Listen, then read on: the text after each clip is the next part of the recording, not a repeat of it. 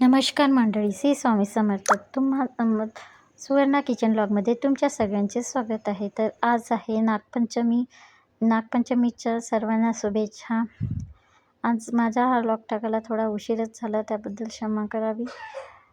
तर सण म्हटलं की खूप काही कामं असतात. पूजा असते, स्वयंपाक असतं, मुलांचं पण असते, त्यामुळे धावपळ होतेच.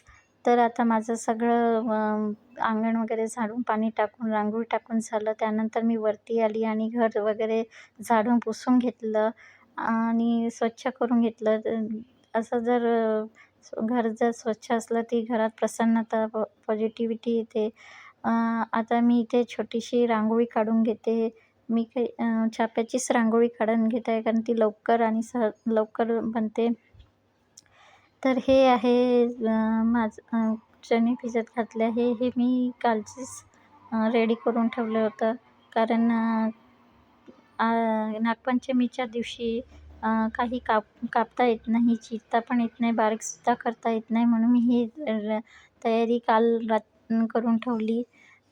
इथे मी छान टमाट्याची प्युरी, मसाला, कोथिंबीर, वड्याची डाळ, बारीक चणे भिजत घातले आणि सगळं रेडी करून ठेवलं. कालच करून ठेवलं होतं. आज चण्याची भाजी आणि पुरीचा बेत आहे, म्हणून चणे भिजत घातलेले आहे. अशा प्रकारची सगळी तयारी मी इथे करून घेतलेली आहे. आणि आता मी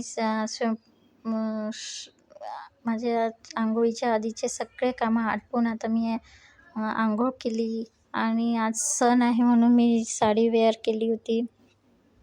तर सणासुदीचा स्वयंपाक करायचा म्हटलं की सगळी साफसफाई असली की बरं वाटतं, उत्साह वाटतं स्वयंपाक करायला आणि मन पण प्रसन्न वाटतं. तर मी स्वयंपाक करण्यापूर्वीच सगळ्या गॅस, ओटा सगळं पुसपास करून घेतलं आणि स्वच्छ करून घेतला आणि त्यानंतरच मी स्वयंपाक मांडायला सुरुवात केली.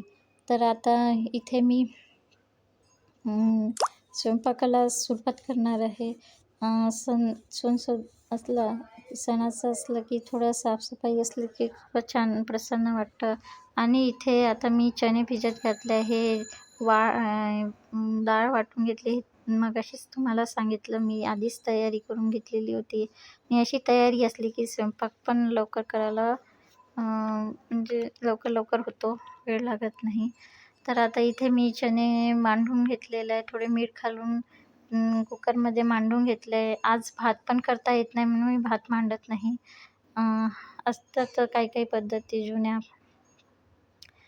तर काही फॉलो करतात, कोणी नाही करत, असं आहे. तर आता इथे मी छान पुऱ्यांसाठी पीठ पण मळून घेतलं आहे. आज चण्याची भाजी आणि पुरीच करणार आहे, कारण मुलांना खूप आवडते चण्याची भाजी आणि पुरी, त्यांची फेवरेट असते. कितीही लवकर उठलं की सण म्हटलं की थोडं धावपळ होतेच. आज मंदाची पण शाळा होती, त्याला पण टिफिन द्यायचा होता, तर थोडं धावपळ झालीच. आणि अशा प्रकारे मी इथे वड्याचं पण सारण रेडी करून ठेवलं. त्यानंतर कुकर झाल्यानंतर मी तिथे भाजी मांडायला घेतली.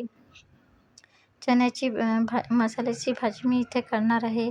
तर मी इथे छान तेल टाकून, जिरं मोहरी टाकून मसाल्याची पेस्ट टाकून घेतली आणि छान परतून घेतली. त्यानंतर त्यामध्ये हळद, तिखट, मीठ सगळे मसाले घालून अजून परत परतून घेतली आणि त्यामध्ये मी जी टमाट्याची प्युरी केली होती ते पण टाकली आणि त्यानंतर थोडं गरम मसाला आणि थोडी कोथिंबीर त्यामध्ये घालून परतून घेतली.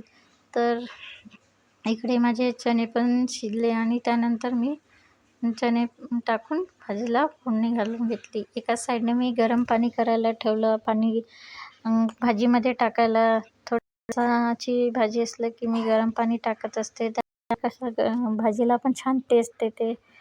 प्रत्येकाची पद्धत वेगवेगळी असते. तर आता इथे मी पुऱ्या करायला घेते. गरम तेल ठेवलं आहे गरम करायला आणि इकडे माझी भाजी पण भात आहे, थोडं पाणी घातलं आहे. तर एकासोबतच असे 1-2 कामं करून घेतले की बरं असतं. इकडे आता मी पुऱ्या तळून घेते. आज मंदाची पण शाळा होती, त्याला पण टिफिन द्यायचा होता, म्हणून पुऱ्या पण करून घेतल्या आणि ते सगळं झाल्यानंतर मी इथे आता त्याच तेलामध्ये वडेसुद्धा तळून घेणार आहे. स्वयंपाक झाल्यानंतर मी करून घेणार आहे.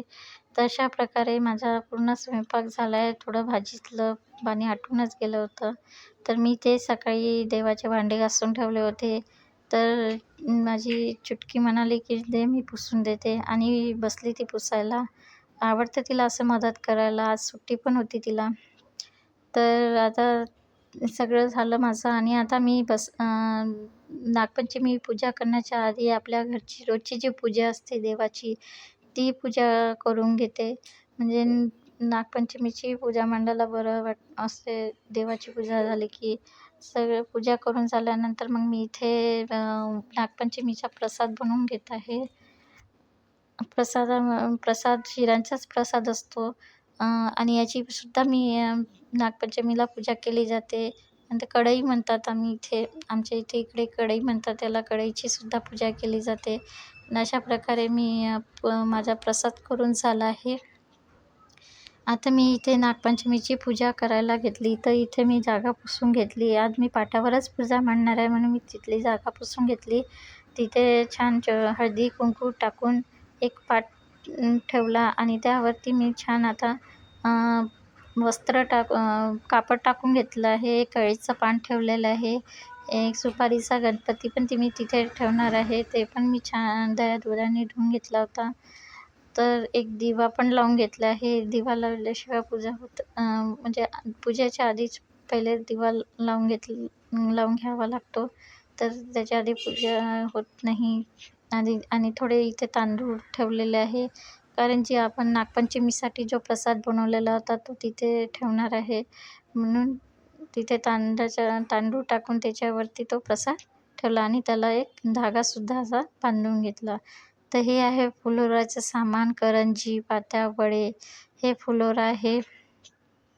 तशा प्रकारे माझी सगळी पूजा मांडून झाली आहे. तांदळाचे नाग काढले मी केळीच्या पानावर काढलेले आहे. आणि इथे मी कापूर जाळून घेतला. 5 कापराजवळ मी ते जाळून घेतलेले आहे.